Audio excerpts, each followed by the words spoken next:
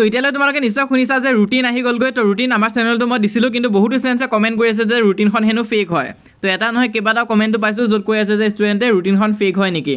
তো চোৱা, ৰুটিনখন কিন্তু ফেক নহয়। বিভিন্ন জেগাত ফেক ৰুটিন ওলাব পাৰে, কিন্তু ৰুটিনখন কিন্তু তোমালোকৰ 100% ৰিয়েল হয়। তোমালোকে চাবা, মুখ্যমন্ত্ৰীয়ে টুইট কৰি জনাইছে, আৰু লগতে তোমালোকে সেবাৰ অফিচিয়েল ৱেবছাইটতো ৰুটিনখন পাই যাবা। কেনেকৈ ডাউনলোড কৰিবা? তোমালোকে সেবা বুলি চাৰ্চ কৰিবা, তাত গৈ তোমালোকে নটিফিকেশ্যনত গৈ ডাউনলোড কৰিব পাৰিবা। তো ইয়াত দেখাই পাইছে তোমালোকে প্ৰথম কিন্তু এবাৰ আছামিজ এক্সাম আছে, MIL এক্সাম হ'ব প্ৰথম তোমালোকৰ, তাৰপিছতহে বাকীবিলাক এক্সাম আছে। তো এই যোনখন ৰুটিন হয় এইখন তোমালোকৰ 100% ৰিয়েল হয়, আৰু এই ৰুটিনখন তোমালোকে আমাৰ হোৱাটছএপ চেনেলত পাই যাবাগৈ। অফিচিয়েল ৰুটিন হয়। তো ইয়াত তোমালোকে চাব পাৰা, প্ৰথম আছামিজ আছে, তাৰপিছত তোমালোকৰ ছ'চিয়েল চায়েন্স এক্সাম আছে। ছ'চিয়েল চায়েন্স এক্সাম তোমালোকৰ 13 তাৰিখে আছে, মাজত দুদিন গেপ পাবা। তাৰপিছত ইলেক্টিভ এক্সাম কিছুমান আছে, তোমালোকে চাব পাৰা ৰুটিনখনত। তাৰপিছত নেক্সট ইংলিছ এক্সাম তোমালোকৰ 16 তাৰিখেহে আছে। 16 তাৰিখে তোমালোকৰ ইংলিছৰ এক্সাম হ'ব। তাৰপিছত হ'ব মেথছৰ এক্সাম। মেথছৰ আগত বন্ধ পাবা তোমালোকে 17, 18, 19 বন্ধ আছে। তাৰপিছত 20 তাৰিখে তোমালোকে মেথছৰ এক্সাম দিব লাগিব।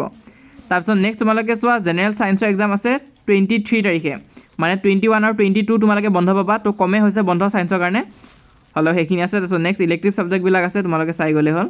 তোমালোকৰ যোনখন ইলেক্টিভ আছে, তো সেনেকুৱা অনুসৰি তোমালোকৰ এক্সাম ডেটটো হ'ব।